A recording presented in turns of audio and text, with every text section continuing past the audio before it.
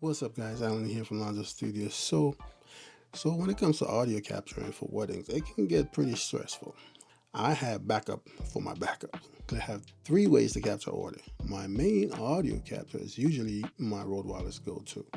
All right, so I have the officiant mic'd up, and then I'll have the groom mic'd up. I'm able to capture some clean audio that way. If I'm outside, the wind, it cuts the wind out because it's usually inside on the jacket, or I'll use a lav mic connected to my Rode Wireless Go transmitter. My second way to capture audio is from the DJ. Usually the DJ will provide a mic to the officiant, and that's a great way of capturing audio. I'm usually able to capture some clean audio and some really good levels from the bride, because I don't usually have the bride mic'd up. My third source is my shotgun mic. They actually have some mini XLR, which the C70 has, mini XLR to a mini jack, which the shotgun mic uses. So now I can use both my shotgun mic and my Rode Wireless Go-to. That's the tip for the C70. If you're using it for your wedding productions, that tip will serve you well if you're a beginner or just new to the C70.